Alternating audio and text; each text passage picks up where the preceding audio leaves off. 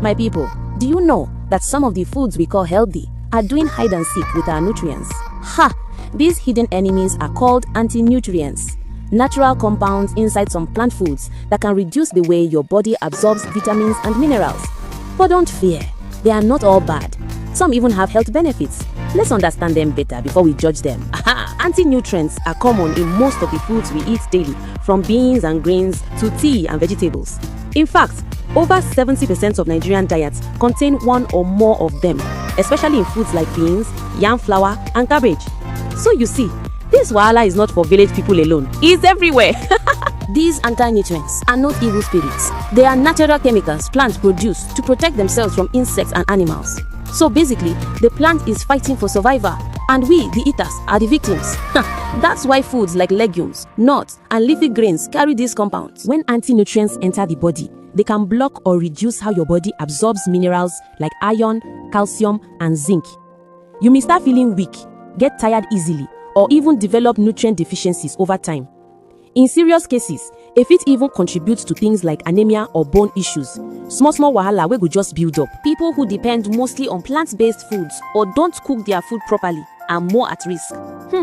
If your favorite meal is beans and you like eating cabbage raw every day, my dear, you are applying for anti-nutrients membership card. There's no special test that says you have anti-nutrients. But if your diet lacks variety or you notice signs of mineral deficiency, tiredness, pale skin, weak bones, your nutritionist might suspect anti-nutrients are part of the gist. If not managed, anti-nutrients can lead to long-term nutrient deficiencies, poor growth, low energy, and in severe cases, things like kidney stones or thyroid issues. You see why we can't just eat anyhow?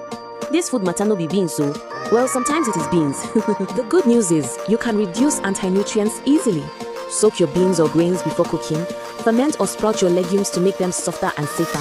Boil vegetables like spinach or beet leaves to reduce oxalates. Cook well because heat is the #1 anti-nutrient destroyer. When you do all these, the anti in anti-nutrients will pack his load and go. Prevention is simple. Eat balanced. Mix plant food with animal food when possible, and don't depend on one type of meal all the time. Eat variety because food na combination of sense and science. Be wise. So, my people, anti-nutrients no be total enemy. They are like that friend where they stubborn but still get good heart. If you treat your food well, soak, cook, and combine wisely, your nutrients will enter body in peace. Remember, nutrition no be magic. It's about understanding your food before your food misunderstands you. Don't forget to subscribe, like, comment, and share